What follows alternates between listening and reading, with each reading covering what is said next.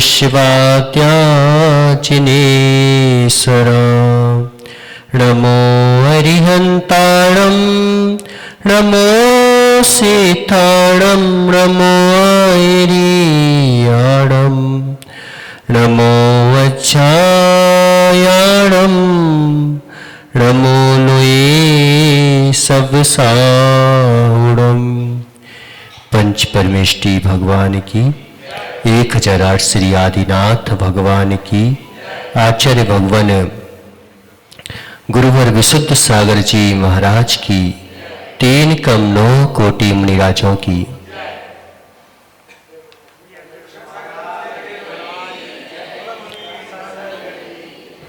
मनुष्यों, वे दिन हमारे जीवन में पावन पुनीत होते हैं जब हम जो है धर्म के मार्ग में रखते हैं और धर्म के मार्ग में नहीं रख पाते तो धर्म की अनुमोदना करते हैं। और जो दीक्षा लेते हैं उनकी आज अगर तुम अनुमोदना करते हो तो निश्चित मानो ये संस्कार हमारे जीवन में ऐसे ग्रहण होते हैं कि कभी ना कभी हितेश भैया निश्चित है कि आचार्य भगवान 2 चीजों का बोलते हैं। क्यों अंकुर? ये अंकुर भैया है और शिखर जी में आए थे, है ना? हम ज्यादा नहीं जानते थे, 2 जने आए थे, अंकुर और कौन था? प्रशांत। तो ये दोनों जो है वहां पर आकर के और आचार्य जी के सानिध्य में भर्ती हुए, लेकिन आचार्य श्री देखते रहते थे। ऐसा मत समझना, यहां पर आचार्य भगवान बहुत ध्यान रखते हैं, देखते हैं, दिखवाते भी हैं, और जब कहीं अच्छे परिपक्व हो जाते हैं तब कहीं दीक्षा देने के लिए संलग्न होते हैं। ऐसा नहीं है कि आए और मोड़ दिया किसी को भी। तो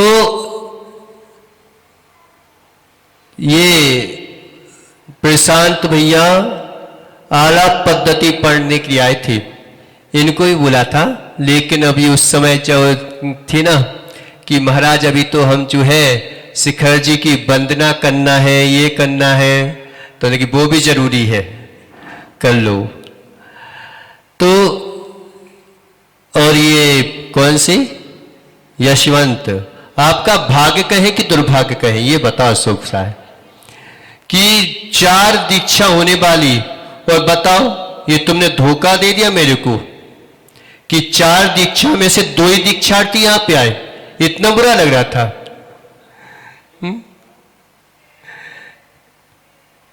बताओ तुम, अब क्या करें? तो 4 को आना चाहिए ना। मैं तो बोल दूंगा आचार्य से कि देखो तुम्हें शुरुआत यहां से करना चाहिए थी, तुमने वहां से कहीं से भी शुरुआत कर दी। अब हो सकता है कि उदयपुर का पता पड़ गया हो कि यहां पर तो 4था काल चलता है, यहां पे 5म काल नहीं चलता। समझ गए कि यहां पर तो पता, आपको अगर साधना करना हो ना तो आ जाओ बस। बढ़िया। कभी कभी जैसे क्या होता ना कि जंगल में मुनिराज होते हैं, और जंगल में मुनिराज होते हैं तो कभी कभी जो है मौका मिल जाता है कि कभी जा रहे हैं, और कभी पता चल जाता है तो आ जाते हैं। बाकी तो यहाँ पे तुम पूरा जो है तुम 4था काल निकल जाएगा, पता भी नहीं चलेगा। जब कभी कार्यक्रम कर लो, कभी कुछ कर लो, क्यों ऐसे भैया, तो फिर आ जाएंगे। तो 4थे काल की साधना करना हो तो फिर उदयपुर आओ। 5म काल की साधना तो पूरे देश में मिल जाएगी। हमने तो सोचा कि कहीं आज ऐसा ना हो कि आज भी चौथा कार आ जाए। तो सभी अच्छी दीक्षा की संपन्न होकर के धर्म की प्रभावना करो। आगम की कुशलता, आचरण की पवित्रता और श्रद्धा की दृढ़ता मानव को महान बना देती है। साधना जितनी कर सकते हो उतनी करो, लेकिन श्रद्धा में कमजोरी मत लाना अंकुर। गुरु के अनुसार तो चलना, लेकिन गुरु को अपने अनुसार चलाने का प्रयास मत करना। जहां तुमने गुरु के अनुसार चलोगे तो निश्चित मानो तरक्की अपने आप होती चली जाएगी। हमें हिरास भी दिखेगा तो भी तरक्की होगी। शुरू में हिरास दिखता है, क्यों यशवंत? बड़े बड़े अगर अंकुर जो है ना वो जमीन में दबे रहते हैं कई कई दिनों तक, हमें लगता है कि हिरास हो गया, मिट गया। लेकिन वे अंकुर जो है जब अपने आप में शक्ति पैदा कर लेते हैं तो इतने विशाल वृक्ष बन जाते हैं, इतने विशाल वृक्ष बन जाते हैं कि सारे लोगों को जो है छाया प्रदान करते हैं और कई कई वर्षों तक खड़े रहते हैं।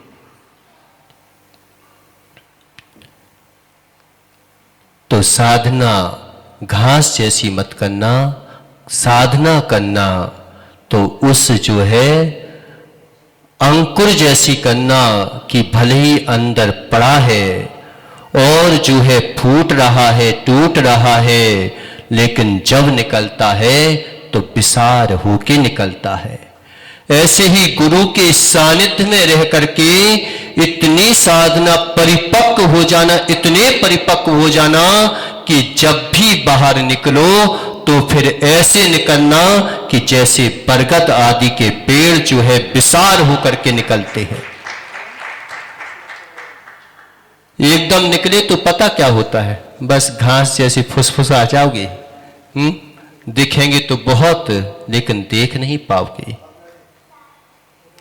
दिखेंगे तो बहुत, भक्त दिखेंगे तो बहुत, लेकिन भगवान को देख नहीं पाओगे।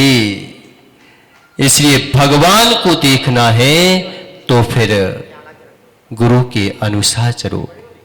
दीक्षा की बात नहीं कहेंगे, दीक्षा तो आचार्य भगवान दे देंगे, जो नियम दिलवाना है वो सब नियम दिलवा देंगे। लेकिन कई चीजें होती हैं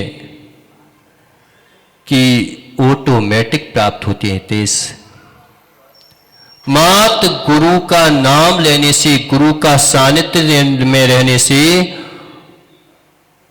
अपने आप कई चीजें प्राप्त हो जाती हैं। इसलिए गुरु आज्ञा ही सबसे प्रधान है और गुरु आज्ञा में जब तक रहोगे तब तक निश्चित मानो आकाश में पतंग उड़ती है और पता नहीं चलता कि आकाश में पतंग उड़ रही है। उसका धागा अगर गुरु के हाथ में है तो वह कहीं बीतेगी नहीं, और कहीं धागा छूट गया तो क्या पता कहां जाके बीत जाएगी और दिखेगी तो सही कि बहुत आगे जा रही, आगे जा रही, आगे जा रही, कब तक जाएगी आगे? गुरु के धागा छूटने पर पतंग तो बहुत आगे चली जाएगी, लेकिन कहां जाएगी, कहां बीत जाएगी पता नहीं चलेगा।